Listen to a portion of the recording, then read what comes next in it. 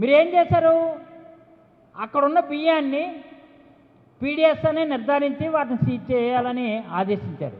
చేసి ఏం చేశారు? ఒక తహసీల్దార్ని, ఒక డిప్యూటీ తహసీల్దార్ని, ఒక విఆర్ఓని నిఘాగా ఒక కమిటీ ఏర్పాటు చేశారు. ఈ పీడిఎస్ అని తెలిసినా సీజ్ చేయకుండా మీరేం చేశారంటే ఇక్కడికి వస్తున్న ప్రతి కార్గోని క్షుణ్ణంగా పరిశీలించి ఎగుమతికి అనుమతిస్తుంది. యాక్చువల్గా ఈ పీడిఎస్ బియ్యం ఉంటే ఖచ్చితంగా సీజ్ చేసి ప్రభుత్వాన్ని నివేదిక ఇవ్వాలి. అలా కాకుండా అది కొన్ని ఈ కార్గో బ్రోకర్ సంస్థలతో ఏం చేశారంటే కుమ్మక్కైపోయి అవి సీజ్ చేయకుండా పక్కన ఉన్నటువంటి ఫ్రెష్ స్టేషన్ ఈ ఫ్రైట్ స్టేషన్లు ఏవైతే ఉన్నాయో దానికి పంపించేస్తున్నారు. పంపించి అవి అక్రమంగా కంటైనర్ల ద్వారా వేరే దగ్గర సునాయాసంగా ఇతర దేశాలకి వెళ్ళిపోవడానికి అవకాశం ఉండేటట్టు మీరే ఏర్పాటు చేస్తున్నారు. అందుకని నేను చెప్తున్నాను, ప్రభుత్వంలో ఉన్నటువంటి పెద్దలే దీనికి కవచంలాగా రక్షణ కల్పించి ఈ అక్రమ రేషన్ బియ్యాన్ని తరలించి ఏర్పాటు చేస్తున్నారని. అందుకని ఈ సందర్భంగా నేను అయితే ఒక మాట అయితే చెప్పగలను. ఆ పేరు మీరు చెప్పకపోతే ఆ పేర్లు కూడా బయటకు వస్తుంది. ఎందుకంటే మీ సామాజిక వర్గం చెందినటువంటి నేతే దీని కీలకమైన పాత్ర పోషిస్తూ ఆయన ద్వారా బ్రహ్మాండంగా ఆయన ఇప్పుడు మోనోపోల్ అనమాట. ఇప్పుడు కాదు, ఇంచుమించు 10 సంవత్సరాలు 30 సంవత్సరాల నుంచి అదే వ్యాపారం చేస్తున్నారు. కానీ ఆయన ద్వారా ఇది కంటైనర్స్ ద్వారా అక్రమంగా జరిగిపోతుంది ఆయన నేతృత్వంలో.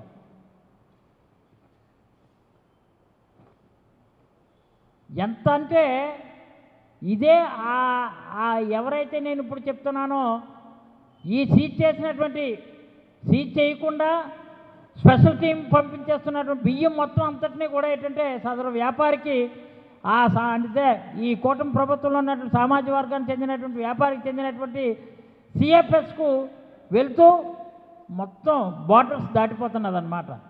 ఈ మధ్య పుష్ప 2 సినిమా చూసాం. అందులో అలాగే బార్డర్ దాటిపోయాక మన దగ్గర ఎటువంటి ఆర్డర్ ఉండదు, వెనక్కి వచ్చేయడమే. అంత దందాలా జరుగుతున్నటువంటి కార్యక్రమాలన్నీ కూడా ఇక్కడ కనిపిస్తున్నాయి. అందుకని ఈరోజు చెప్తున్నాను, అక్కడ మొత్తం అంతా కూడా 60 కంటైనర్లో వ్యాన్హై 367 పిప్లో ఈ నెల 12వ తారీఖున అర్ధరాత్రి చైనాకు బయలుదేరింది. మరి ఆ షిప్ని నువ్వు ఎందుకు సీజ్ చేయలేదు?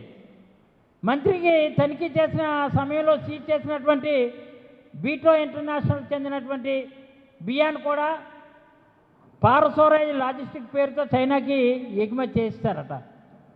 ఇది మా దగ్గర ఇన్ఫర్మేషన్ ఉంది కాబట్టి ఇంత తేటతలని చెప్తున్నాను.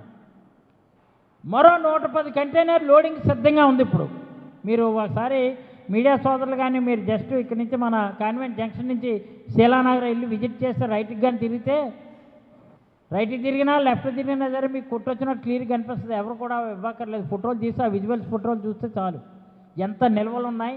అవి రెడీగా లోడింగ్కి సిద్ధంగా ఉన్నాయి, అవి వెళ్ళిపోవడానికి సిద్ధంగా ఉన్నాయి.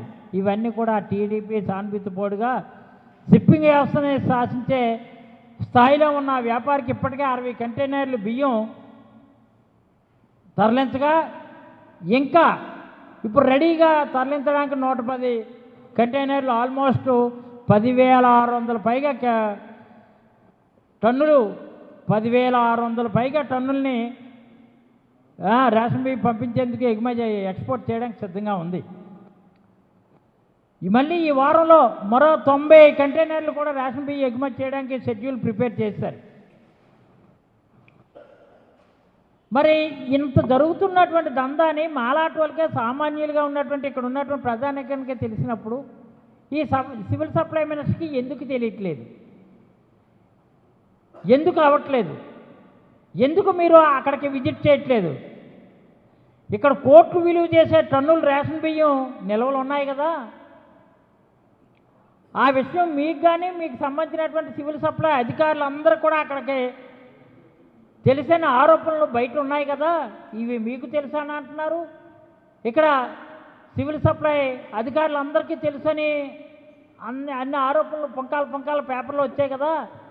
మా మీద ఇదంతా వైఎస్ఆర్ పార్టీ అక్రమంగా రవాణా చేసింది, దీనికి గేట్లు తెరిచింది మీరే, వెనక నుంచి అప్పుడు ఆ రోజుల్లో పంపించారు అని మా మీద ఆరోపణలు చేయడానికి చేస్తున్నారు తప్ప కానీ ఒక్క ఆధారమైనా మీరు నిరూపించారా? మీరేం ప్రూవ్ చేశారా?